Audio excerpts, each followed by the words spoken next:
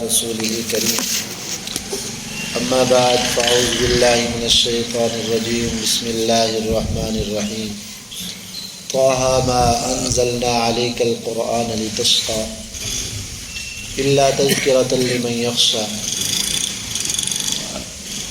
16ویں پارے کا دوسرا آدھا سورہ طه سے شروع ہوتا ہے۔ طه میرے مدنی کریم صلی اللہ علیہ وسلم کے صفاتی ناموں میں سے ایک نام ہے، جیسے یاسین آپ صلی اللہ علیہ وسلم کا ایک صفاتی نام ہے، المزمل المدثر آپ صلی اللہ علیہ وسلم کے صفاتی نام ہے، المبشر آپ صلی اللہ علیہ وسلم کا صفاتی نام ہے، اسی طرح طه بھی آپ صلی اللہ علیہ وسلم کا ایک صفاتی نام ہے۔ جب قرآن مجید نازل ہوا، قرآن تو اللہ کا کلام ہے، اس میں جو لذت ہے، صحیح بات ہے، جو دل سے قرآن کے ساتھ لگاؤ رکھتے ہیں نا، قرآن کے معانی کو سمجھتے ہیں، قرآن کے اندر جاتے ہیں نا، ان کو پتہ ہوتا ہے قرآن میں کیا مزہ ہے۔ تو جب قرآن مجید نازل ہوا، آپ صلی اللہ علیہ وسلم سارا دن لوگوں کو جو ہے نا دین کی طرف بلانے میں لگا دیتے، اللہ کے پیغام کو پہنچانے میں لگا دیتے، اور ساری رات پھر اللہ کے سامنے کھڑے ہو کے راز و نیاز کی باتیں، قرآن کی تلاوت، حتیٰ کہ اتنی لمبی نماز پڑھتے کہ پاؤں مبارک آپ صلی اللہ علیہ وسلم کے سوج جاتے تھے کھڑے ہونے کی وجہ سے، زیادہ کھڑے ہونے کی وجہ سے۔ تو بعض کافروں نے اعتراض بھی کیا کہ بھئی یہ اچھا قرآن ہوا نازل ان کے اوپر کہ دیکھو نہ دن کا سکون نہ رات کا سکون، قرآن نے تو ان کو مشقت میں ڈال دیا۔ تو اللہ تعالیٰ نے فرمایا میرے مدنی کریم طه ما انزلنا علیک القرآن، ہم نے قرآن اس لیے نازل نہیں کیا کہ آپ تکلیف اٹھائیں، مشقت میں پڑ جائیں، مشقت میں پڑ جائیں، ہم نے اس لیے قرآن نازل نہیں کیا، آپ اپنے آپ کو بھی کچھ سکون دیں۔ آپ صلی اللہ علیہ وسلم کی امت کے اوپر اتنا شفقت کہ سارا دن اللہ کی دعوت کی طرف، دین کی دعوت کی طرف لگاتے، قرآن پہنچانے میں لگاتے کہ یہ لوگ جہنم سے بچ جائیں، اور اسی طرح پھر راتوں کو اللہ کے سامنے رو رو کے دعائیں کرتے تھے۔ تو اللہ تعالیٰ نے فرمایا میرے مدنی کریم آپ اتنا تکلیف نہ اٹھائیں۔ کہ جب یہ قرآن نازل ہو گیا، آیات نازل ہوئی، اس کے بعد پھر میرے مدنی کریم صلی اللہ علیہ وسلم کا یہ معمول تھا کہ رات کا کچھ حصہ سو جاتے تھے، پھر رات کو اٹھ کے پھر تہجد پڑھا کرتے تھے۔ پہلے دور میں تو پھر ساری رات تہجد ہوتی، اور اس کے بعد پھر اللہ رب العزت نے حضرت موسیٰ علیہ السلام کا واقعہ تقریباً 8ویں آیت سے لے کر تقریباً 100 آیات تک بڑی تفصیل سے بیان کیا۔ حضرت موسیٰ علیہ السلام کا واقعہ قرآن کے تقریباً ہر پارے میں آیا ہے، کہیں تفصیلاً، کہیں مختصراً، کہیں اللہ نے انداز بدل کے بیان فرمایا۔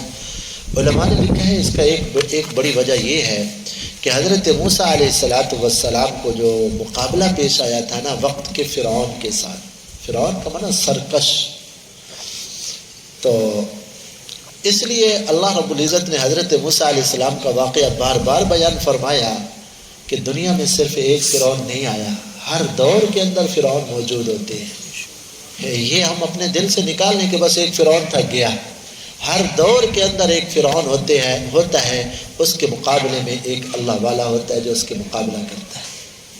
آپ صلی اللہ علیہ وسلم نے فرمایا ابو جہل کے بارے میں، فرعون هذه الامہ، میری امت کا فرعون یہ ابو جہل ہے۔ فرمایا کہ یہ ابو جہل اس فرعون سے بھی بڑا لعین ہے جو موسیٰ علیہ السلام کے زمانے میں فرعون گزرا، کیونکہ جو موسیٰ علیہ السلام کے زمانے میں فرعون تھا نا، اس کو جب ایک غوطہ پانی میں آیا نا تو کہنے لگا ہاں آمنت برب موسیٰ و ہارون، سمجھ آ گئی کہ موسیٰ علیہ السلام کا بھی رب ہے اور ہارون علیہ السلام کا بھی ہے، میں اس کے اوپر ایمان لایا، میں نے مان لیا اللہ کو۔ لیکن فرعون کی جب گردن کٹ رہی تھی نا تو اس نے حضرت ابن مسعود سے کہا بھائی کون ہو میری گردن کاٹنے والے؟ وہ کھیتی باڑی کرنے والے کمی لوگ میری گردن کاٹ رہے ہو تم، کیا ہو گیا اگر میں مر گیا؟ لوگ مرتے نہیں ہیں، اس نے کہا اگر مجھے تم نے قتل کر دیا ہے تو کیا ہو گیا؟ لوگ مرتے نہیں ہیں، قتل نہیں ہوتے۔ پھر اس نے کہا اچھا ایک ایسا کر کہ میری گردن کو جو ہے نا سینے کے ساتھ ملا کے ادھر کاٹ، تاکہ بڑی گردن نظر آئے، مرنے کے بعد پتہ چلے کہ یہ سردار کی گردن۔ یعنی موت کے وقت بھی اس کو توفیق نہیں ہوئی، نہیں سنبھلا، تو یہ اس کے اندر وہ تکبر نہیں گیا، تو یہ تو بڑا فرعون ہوا نا۔ اسی طرح آپ تاریخ کے اوپر نظر دوڑا لیں، ہر دور کے اندر ایک فرعون آیا ہے، ایک ظالم جابر بادشاہ آیا ہے، جابر ظالم بے دین قوتیں آئی ہیں۔ بے دین ایک بادشاہ بھی ہو سکتا ہے، بے دین ایک جماعت بھی ہو سکتی ہے، بے دین ایک جو ہے نا پورا ماحول بھی ہو سکتا ہے۔ اسی لیے میرے مدنی کریم صلی اللہ علیہ وسلم نے ارشاد فرمایا ہر دور کے اندر اللہ ایک مجدد پیدا فرمائیں گے۔ دین کے اندر لوگ نئی نئی باتیں داخل کر دیں گے، ایک مجدد ایک نیک آدمی اللہ پیدا فرمائیں گے، اور وہ مجدد ایک آدمی بھی ہو سکتا ہے، ایک پوری جماعت بھی ہو سکتی ہے جو لوگوں کے سامنے اللہ کے دین کو نکھار کے صاف ستھرا پیش کرتے رہیں گے۔ تو ہر دور کے اندر باطل قوتوں کے ساتھ ایمان والوں کا تقابل رہا ہے، ٹکراؤ رہا ہے۔ اللہ تبارک و تعالیٰ نے اس لیے حضرت موسیٰ علیہ السلام، اور بھی حکمتیں ہیں، ایک حکمت یہ بھی ہے کہ اللہ تعالیٰ نے فرمایا کہ صرف ایک فرعون نہیں ہے، ہر دور کے اندر فرعون آتے رہیں گے، مقابلہ ہوتا رہے گا، حق اور باطل کی یہ جنگ چلتی رہے گی۔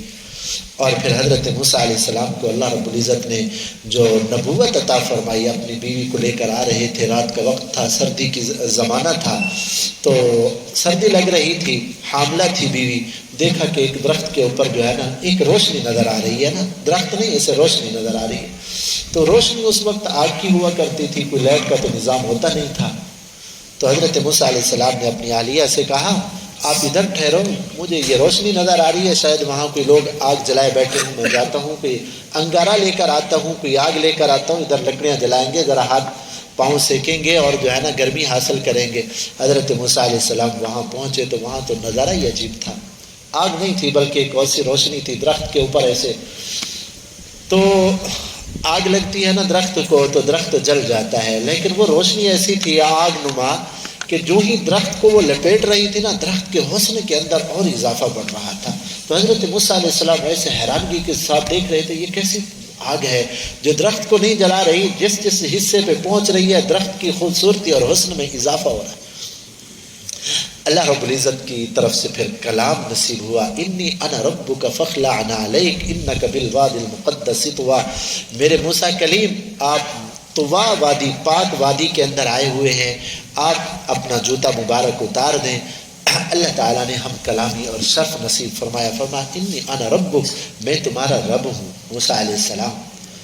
تو حضرت موسیٰ علیہ السلام کو اللہ نے نبوت عطا فرمائی، پھر فرمایا اذهب الی فرعون، میرے کلیم اب جاؤ فرعون کے پاس، وہ بڑا سرکش ہو چکا ہے، خدائی دعویٰ کر بیٹھا ہے ظالم، جاؤ اس کو سمجھاؤ۔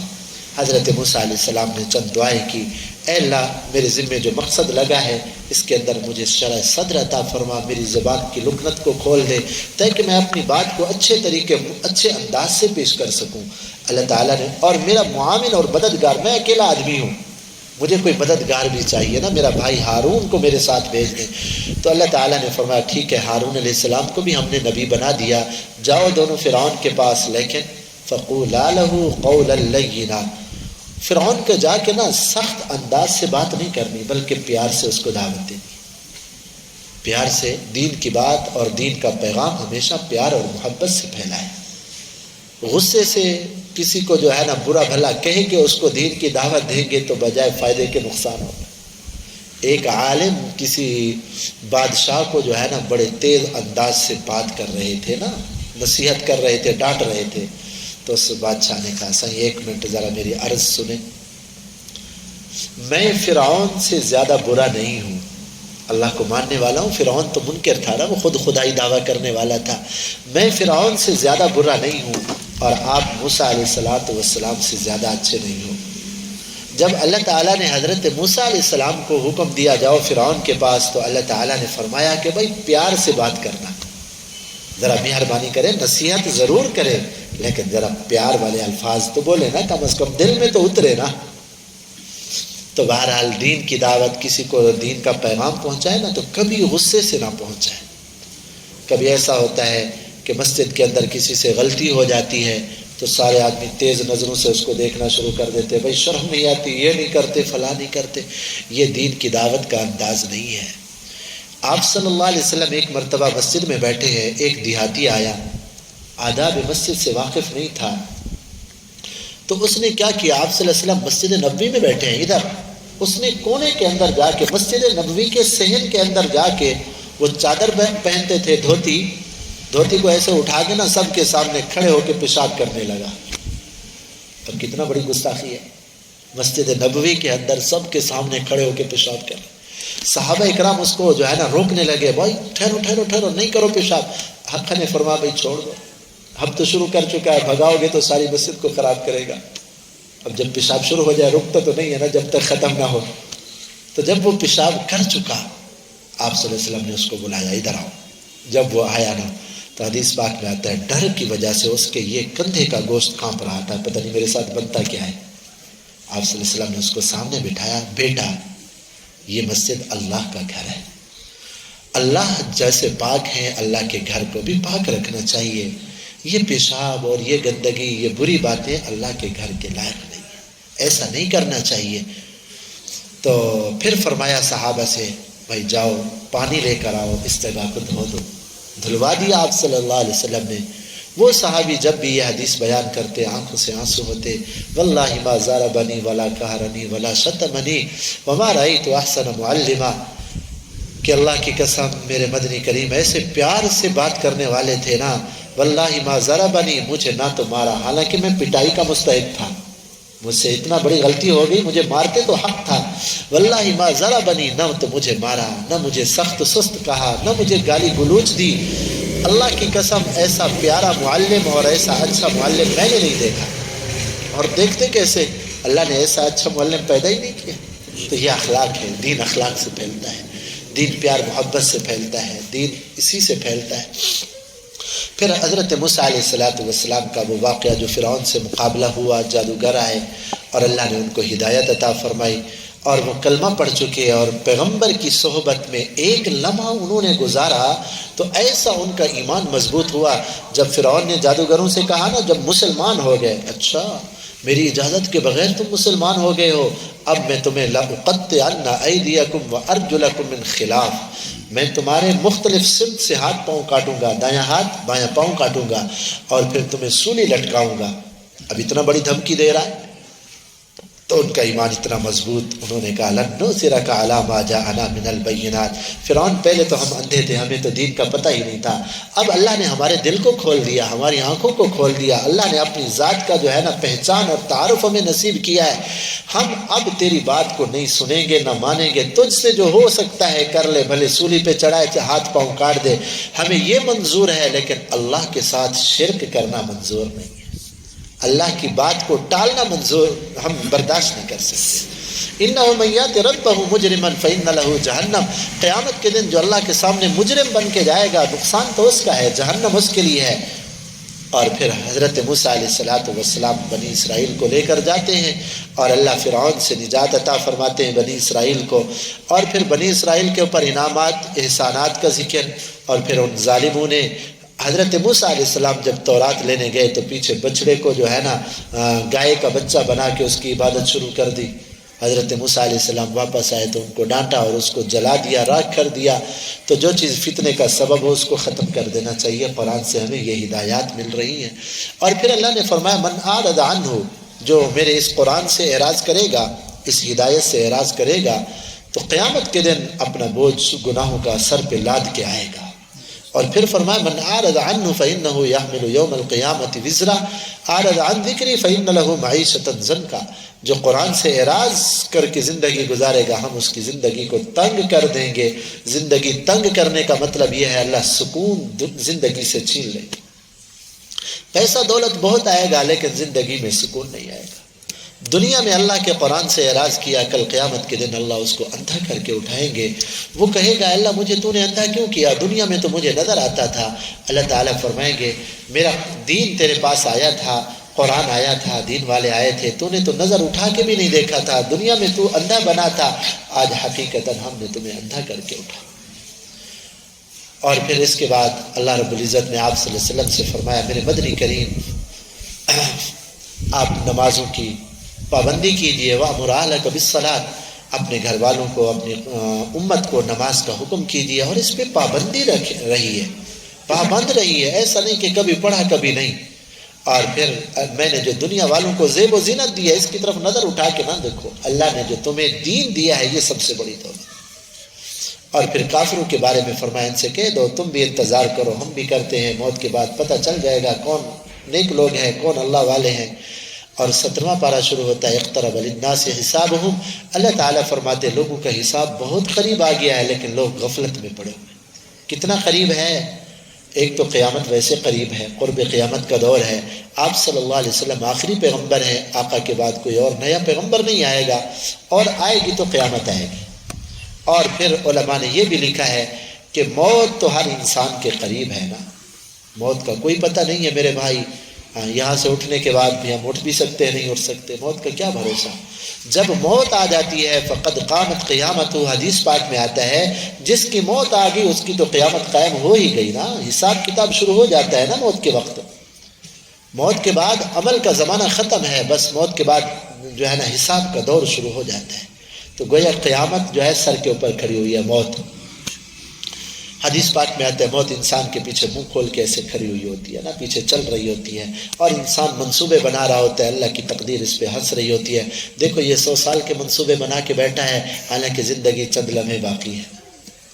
اور پھر اللہ رب العزت نے فرمایا کہ بھائی ما ارسلنا من قبلک الا رجالا نوحی، میرے مدنی کریم آپ سے پہلے ہم نے جو بھی نبی بھیجے ہیں رسول بھیجے ہیں وہ مرد بھیجے ہیں، کوئی عورت نبی یا نہیں گزری۔ فَاسْأَلُوا أَهْلَ الذِّكْرِ، ان سے کہو اگر دین کے معاملات تم نہیں جانتے نا تو اہل ذکر دین والوں سے پوچھو۔ اگر قرآن کا علم نہیں، حدیث کا علم نہیں ہے تو خود بڑے بن کے جو ہے نا قرآن کے اوپر جو ہے نا عمل کرنے نہ چلو، کیونکہ پتہ ہی نہیں کہ قرآن کیا کہتا ہے۔ جب آدمی کو پتہ نہیں تو اہل علم کے پیچھے چلنا پڑے گا۔ فَاسْأَلُوا أَهْلَ الذِّكْرِ إِن كُنتُمْ لَا تَعْلَمُونَ۔ آج سب سے بڑی جو ہے نا گمراہی کی ایک وجہ یہ بھی ہے کہ دنیا کے معاملے میں تو لوگ کہتے ہیں بھائی چلو بھائی کسی کی مان کے چلے نا، ہاں بیمار ہو جائیں گے تو فوراً بھاگتے ہیں ڈاکٹر کے پاس، یہ نہیں کہ بھائی سٹور کے اوپر تو دوائیاں بہت ساری پڑی ہیں جا کے کوئی اٹھا کے کھا لو، یہ نہیں کرتے بلکہ ڈاکٹر کے پاس جاننے والے کے پاس بھاگتے ہیں۔ ہاں زراعت کرنی ہو تو کسی ماہر سے پوچھتے ہیں کون سا بیج لگائیں اس وقت، کون سی دوائی کریں، کیا کریں، اور تجارت کرنی ہے تو پھر دکاندار سے پوچھتے ہیں بھائی کون سا کاروبار کیسے چلنا ہے۔ دنیا کے معاملے میں تو پوچھ کے چلتے ہیں لیکن جب دین کا معاملہ آتا ہے کہتے ہیں جی ہم تو بڑے عقل مند ہیں، ہم سمجھ سکتے ہیں قرآن کو، ہمیں مولویوں کی علماء کی کیا ضرورت ہے۔ یہ گمراہی کا بڑا سبب ہے یہ چیز۔ اللہ کا دین اتنا لاوارث ہے، باقی دین چیزوں کے سیکھنے کے لیے تو ضرورت پڑے، اللہ کے دین کے سیکھنے کے لیے ضرورت نہیں ہے کیا؟ آپ خود اندازہ لگائیں، صحابہ اکرام عرب تھے، عربی النسل، ہمیں تو ترجمے کی ضرورت ہے، ہم تو محتاج ہیں، صحابہ تو ترجمے کے بھی محتاج نہیں تھے، لیکن صحابہ اکرام کو قرآن سکھایا آپ صلی اللہ علیہ وسلم نے ہے، ہر بات سکھائی ہے۔ اس کے بعد پھر اللہ نے اپنے دلائل قدرت بیان فرمائے ہیں کہ کائنات کو بنانے والی ایک ذات اللہ کی ہے، ایک ہی اللہ ہے، اگر کوئی اور خدا ہوتا تو زمین آسمان کا یہ جو نظام آپ کو صحیح طور پہ چلتا ہوا نظر آ رہا ہے نا یہ نہ چلتا۔ دو خدا ہوتے تو کم از کم ان کا رائے کا اختلاف تو ہوتا نا، کبھی اختلاف ہو جاتا تو دونوں خدا طاقتور ہوتے ایک دوسرے سے لڑائی کرتے، نظام تو تباہ ہو جاتا۔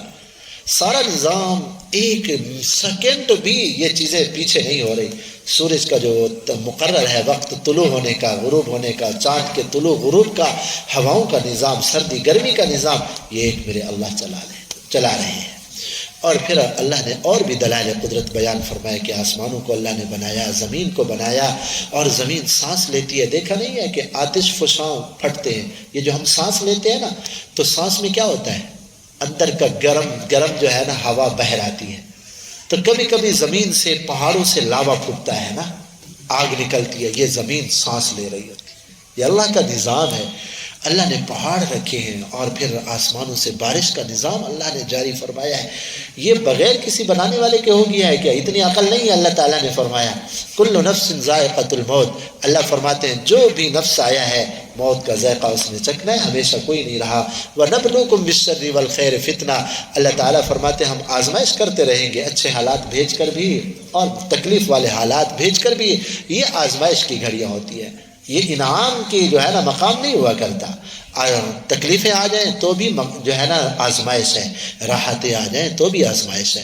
حضرت ابراہیم علیہ السلام کا تفصیلاً اللہ نے واقعہ بیان فرمایا کہ قوم بڑی بت پرست تھی اور باپ بھی بت پرست. حضرت ابراہیم علیہ السلام نے ان کو دلائل سے جب سمجھایا تو یہ جو شرک والی نحوست ہے نا، یہ دل کے اوپر کبھی ایسے جم جاتی ہے کہ دلائل سمجھ نہیں آتے. تو وہ بت بنائے ہوئے تھے، ان کا خیال تھا کہ بتوں کے خلاف اگر ہم نے کوئی کیا نا تو یہ ہمیں تباہ کر دیں گے. حضرت ابراہیم علیہ السلام نے سب سے بڑی دلیل فرمایا کہ یہ بات منہ سے نہیں سمجھتے، اب ہاتھوں سے ان کو سمجھائیں. تو وہ میلے کے اوپر گئے ہوئے تھے، حضرت ابراہیم علیہ السلام بت خانے میں تشریف لے گئے تو بہت سارے بت رکھے ہوئے تھے.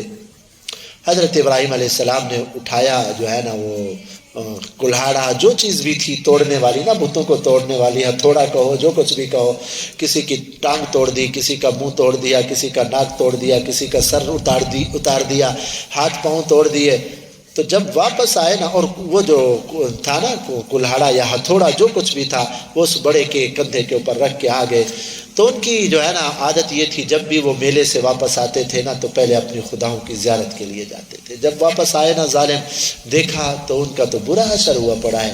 کہنے لگے من فعل ھذا بآلہتنا، ہمارے خداؤں کے ساتھ یہ برا حشر کس نے کیا؟ جس نے کیا بڑا ظالم ہے.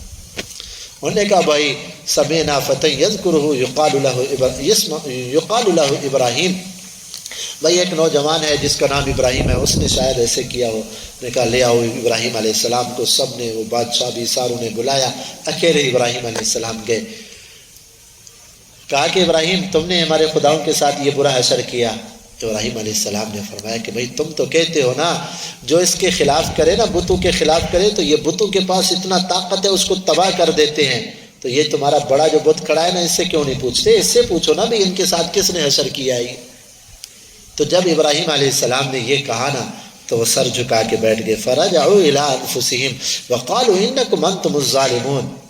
کہنے لگے ابراہیم تو جانتا ہے یہ نہ تو بولتے ہیں نہ سنتے ہیں، جواب ہی نہیں دیتے، ہم ان سے کیسے پوچھیں؟ ابراہیم علیہ السلام نے فرمایا اف لکم، بڑا افسوس ہے، تمہاری عقل ماری گئی ہے. ولما تعبدون من دون اللہ، جس کی تم اللہ کو چھوڑ کر عبادت کرتے، ان کے اندر اتنی بھی حس نہیں ہے کہ تمہاری بات کو سن سکے، اپنا دفاع نہیں کر سکتے، تمہارا کیا دفاع کریں گے؟ آج بھی لوگ کہتے ہیں نا یا علی مدد، یا غوث مدد، یا فلاں مدد فلاں مدد. قبر والوں کو پکارتے ہیں. ان کے پاس اگر اتنا طاقت ہوتی تو بیچارے قبر کے اندر بے حس پڑے ہوئے ہوتے. خدا کے لیے اپنے ایمان کو بچائیں، سنی سنائی باتوں کے اوپر نہ پڑے رہے. اور حضرت علی کے پاس مدد کرنے کی اگر طاقت ہوتی، اللہ کی قسم جتنا مشکل حالات حضرت علی کے گزرے ہیں نا خلفائے راشدین میں، اتنے کسی اور خلیفے کے نہیں گزرے. ایک دن بھی 4 سالہ دور کے اندر حضرت علی رضی اللہ عنہ کا ایک دن بھی سکون سے نہیں گزرا. بہت سارے فتنوں کا مقابلہ کیا. حضرت علی رضی اللہ تعالی عنہ کا اپنا خاندان ذبح ہوا، اپنا خاندان، بیٹے ذبح ہوئے اور نواسے ذبح ہوئے، پوتے ذبح ہوئے حضرت علی رضی اللہ عنہ کے. اگر ان کے پاس مدد کرنے کی طاقت ہوتی تو ان کو نہ بچا لیتے؟ بھلا کوئی اپنا خاندان تباہ کرتا ہے اپنے ہاتھوں سے؟ اللہ جب عقل چھین لیتے ہیں پھر آدمی اس طرح شرک کے اندر مبتلا ہو جاتا ہے. تو حضرت ابراہیم علیہ السلام نے ان کو جب سمجھایا تو دل میں کہنے لگے جی بات تو ٹھیک ہے، ہماری بات تو نہیں سنتے، لیکن پھر وہ غلبہ آیا نا، اس کا ابھار آیا، غبار آیا نا شرک کا. کہنے لگے بھائی قلنا یا کہنے لگے کہ اپنے خداؤں کی ونصروا آلہتکم، بھائی ساری زندگی خدا ہماری مدد کرتے رہے، آج وہ محتاج ہے ہماری مدد کی، ہم ان کی مدد کریں. وہ خدا ہی کیا دوسروں کے محتاج ہوں. کہا کہ بھائی آپ اپنے خداؤں کی مدد کرو. ابراہیم علیہ السلام کے بارے میں کہا اس کو آگ میں ڈالو. ابراہیم علیہ السلام کو کپڑے اتار کے آگ میں ڈالا گیا. اللہ تعالیٰ نے آگ سے فرمایا قلنا یا نار کونی بردن و سلاما، آگ میرے خلیل کے اوپر، ہاں میرے ابراہیم پہ سلامتی اور ٹھنڈی ہو جا. 40 دن تک علماء نے کہا ابراہیم علیہ السلام آگ میں رہے. اتنا بڑا آگ کا چکھا جلایا انہوں نے، اوپر اٹھتا ہوا پرندہ بھی اگر جاتا تو وہ بھی اس کی تپش سے جل کے راکھ ہو جاتا. اللہ تعالیٰ نے ادھر آگ سے بچایا ابراہیم علیہ السلام. ساری طاقتیں میرے اللہ کے پاس. حضرت نوح علیہ السلام کا واقعہ ہے، مچھلی کے پیٹ سے اللہ نے ان کو بچایا. اور اس طرح پھر اللہ رب العزت نے آخر میں فرمایا وما ارسلناک الا رحمۃ للعالمین، میرے مدنی کریم ہم نے آپ کو رحمۃ للعالمین بنا کر بھیجا ہے.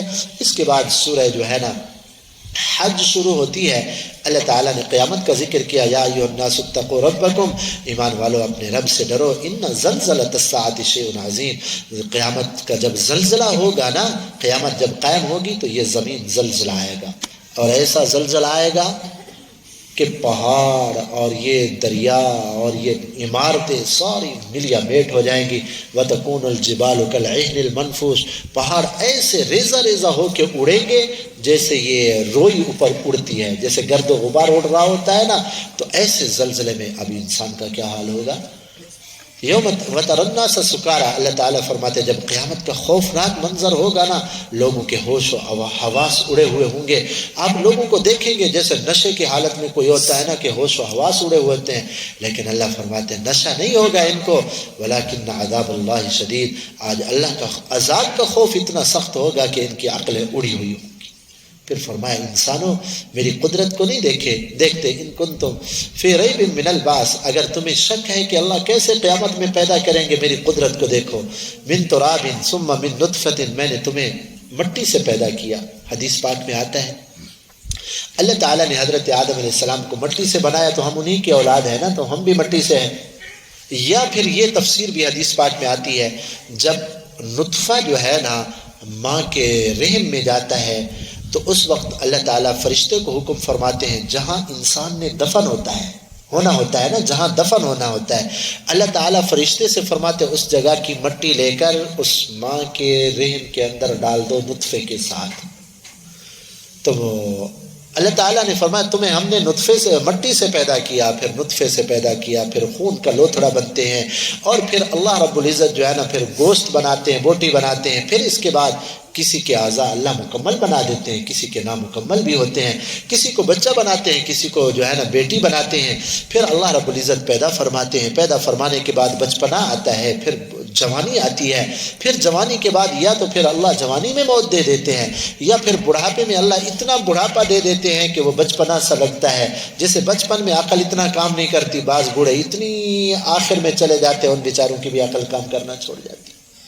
اللہ تعالیٰ فرماتے یہ ہمارے دلائل قدرت ہیں، تو کیا ہم قیامت میں دوبارہ پیدا نہیں کر سکتے؟ اور پھر حضرت ابراہیم علیہ السلام کا ذکر ہے کہ جب کعبۃ اللہ کی تعمیر کر لی، اللہ تعالیٰ نے فرمایا اب اعلان کرو جبل ابی قبیس کے اوپر چڑھ کر کے لوگوں اللہ کا گھر بن گیا ہے، تم اس کی طواف کرو، اس کی حج کرو۔ انہوں نے عرض کیا اللہ میری آواز کہاں تک جائے گی؟ اللہ تعالیٰ نے فرمایا بھائی تم اپنا کام کرو، ہم اپنا کریں گے، آواز لگانا تمہارا کام ہے، پہنچانا میرا کام ہے۔ تو حضرت ابراہیم علیہ السلام نے جب آواز لگائی نا کہ لوگوں اللہ کا گھر بن گیا ہے، اس کا طواف کرو، حج کرو، تو آپ صلی اللہ علیہ وسلم نے فرمایا دنیا کے کونے کونے میں اللہ تعالیٰ نے آواز ان کی پہنچا دی۔ جب یہ حدیث پہلے پڑھتے تھے نا تو بعض بے دین لوگ کہتے تھے بھائی یہ بات ایسی ہے، حدیث میں ایسی جو ہے نا، اب ایک آدمی کی آواز پوری دنیا میں کیسے پہنچ سکتی ہے؟ یہ عقل اس کو مانتی نہیں، یہ حدیث عقل کے خلاف ہے۔ لیکن حضرت مولانا انور شاہ کشمیری رحمۃ اللہ علیہ فرمایا کرتے تھے اللہ تعالیٰ نے جتنی بھی معجزات انبیاء کو دیے ہیں نا، ان سب کو جو ہے نا قیامت قائم ہونے سے پہلے لوگوں سے منوائیں گے۔ پہلے یہ بات سمجھ نہیں آتی تھی کہ ایک آدمی کی بات پوری دنیا میں کیسے جا سکتی ہے، آج اللہ نے سمجھنا آسان کر دیا، ادھر موبائل میں بیٹھ کے ہم دنیا کے کونے کونے میں بات کر سکتے نہیں کر سکتے، پہنچ جاتی ہے نا۔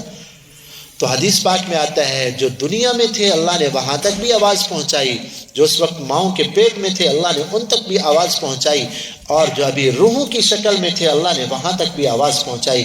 جس نے بھی کہا لبیک دنیا میں آنے کے بعد اللہ اس کو حج اور عمرہ کی توفیق دیتا ہے۔ جس نے جتنی مرتبہ لبیک لبیک لبیک کہا اتنی مرتبہ اللہ کعبۃ اللہ کی حاضری نصیب کرتے ہیں۔ خدا کرے اللہ نے ہماری روحوں کو بھی جواب دینے کی توفیق دی ہو، اپنے گھر کی زیارت اللہ ہمیں بھی نصیب فرمائے۔ اللہ تعالیٰ نے فرمایا کہ یہ میرے محترم مقامات ہیں، ان کی تعظیم اور ان کا احترام کرنا ضروری ہے۔ پھر قربانی کا ذکر کیا کہ بھائی یہ جو تم قربانیاں کرتے ہو نا، یہ جو مال صدقات زکوٰۃ یہ خیرات اللہ کے راستے میں دیتے ہو نا، یہ اللہ کی بارگاہ میں یہ چیزیں نہیں جاتی براہ راست۔ کیوں بھائی؟ یہ پیسہ دولت یہ صدقات زکوٰۃ اللہ کے پاس اوپر تو نہیں جاتے نا، وہاں نیکی جاتی ہے، دل کا جذبہ پہنچتا ہے۔ قربانی کرتے ہیں، گوشت ہم کھا جاتے ہیں، اللہ جذبہ دیکھنا چاہتے ہیں کہ اس کے اندر میرے بات پر عمل کرنے کا کتنا بڑا جذبہ ہے۔ اور پھر اس کے بعد اللہ نے ان مسلمانوں کو جہاد کی اجازت دی جن کے اوپر کافروں نے بڑا ظلم کیا تھا۔ اذن للذین یقاتلون بانہم ظلموا، پھر اللہ نے فرمایا ہم اگر جہاد کی اجازت نہ دیتے، یعنی کافروں کے ظلم کو اگر نہ روکتے، تو آج یہ دینی مراکز قائم نہ رہتے۔ دینی مراکز کافر کہاں اللہ کی عبادت کرنے دے رہے تھے، کعبۃ اللہ میں نماز تک نہیں پڑھنے دے رہے تھے۔ اللہ نے جہاد کے احکامات دیے ہیں، کافروں کے کفر کو اور ان کے ظلم کو، ان کی شرارت کو روکا گیا، تو لوگوں کے لیے دین کے اندر آنے کا راستہ آسان ہوا۔ اور آج بھی مسلمانوں کے پاس یہ طاقت ہے نا، تو اس لیے آج ہم الحمدللہ مدارس میں، مساجد میں اللہ کی عبادت سکون سے کر رہے ہیں۔ ورنہ آپ وہاں دیکھیں جہاں غیر مسلم ممالک کے اندر مسلمان ہیں، بیچارے اللہ کا نام نہیں لے سکتے۔ اللہ نے ہمیں آزاد ملک دیا ہے، اس کی قدر کریں، آزاد ماحول دیا ہے، قدر کریں۔ اور پھر اللہ نے فرمایا ہمارا وعدہ ہے کہ دنیا کا حکومت ان نیک لوگوں کو دوں گا، لیکن کیا کریں گے؟ الذین مکناہم فی الارض، میں ان کو دنیا میں حکومت دوں گا، قدرت دوں گا۔ انہوں نے کیا کام کرنے ہیں؟ نیک صالح حکومت کے 4 کام اللہ نے بتائے، انہوں نے 4 کام کرنے ہیں۔ 4 کام کریں گے تو اچھی حکومت کہلائے گی، 4 کام نہ کیا تو اس سے جیسی بدترین حکومت کوئی نہیں ہے۔ 4 کام کیا کرنے ہیں؟ اللہ تعالیٰ نے فرمایا الذین مکناہم فی الارض اقاموا الصلاۃ، انہوں نے سب سے پہلے نمازوں کو قائم کرنا ہے، نمازوں کو قائم کرنا ہے۔ نمازوں کو قائم کرنے کے لیے ایسا ماحول دینا ہے لوگوں کو کہ نمازیں دین کی سکون سے آدمی اقاموا الصلاۃ۔ پھر زکوٰۃ ادا کرنی ہے، وآتوا الزکاۃ وامروا، چوتھا کام نیکی کا حکم کرنا ہے، ونہوا عن المنکر، اور برائی سے روکنا ہے۔ یہ 4 کام جو حکومت کرے گی اللہ کی نظروں میں اچھی ہے۔ آج اللہ معاف فرمائے بد قسمتی ہماری مسلمانوں کی، جو بھی بد نصیب ہمارے اوپر آتا ہے ان میں سے کوئی ایک کام بھی نہیں کرتا، اور اچھے لوگوں کو ہم آنے نہیں دیتے۔ اچھے لوگوں کو، یہ ہمارے اوپر عذاب ہے، یہ ہمارے اعمال کا عذاب ہے۔ جو بھی حکمران آتا ہے ایک سے بڑھ کر بے دین آتا ہے، اس کو پتہ ہی نہیں ہوتا کہ دین کرنا کیا ہے ہم نے۔ تو بہرحال یہ ہماری اجتماعی غلطی ہے، ہم اللہ سے توبہ استغفار کریں۔ اور اس کے بعد پھر اللہ رب العزت نے فرمایا یا ایھا الناس ارکعوا واسجدوا واعبدوا ربکم وافعلوا الخیر، ایمان والو اللہ کے سامنے جھکتے رہو، رکوع کرتے رہو، سجدے کرتے رہو، اور وافعلوا الخیر، نیک کام کے اندر آگے بڑھتے رہو۔ هو سماکم المسلمین، اللہ نے تمہارا نام مسلمان رکھا ہے۔ مسلمان کا معنی اطاعت کرنے والا، مان کے چلنے والا۔ تم اس نام کی لاج تو رکھو نا، سماکم المسلمین، ملت ابیکم ابراہیم، تو ملت ابراہیم کے اوپر ہو۔ اور اللہ تعالیٰ نے یہاں فرمایا کہ نعم المولا، اللہ تمہارے مولا اور مددگار ہے، اللہ کی اطاعت فرما برداری کرتے رہو۔ یہ تقریباً جو ہے نا 17واں پارہ ختم ہو رہا ہے۔ اللہ تعالیٰ ہمیں بھی ان ہدایات پر عمل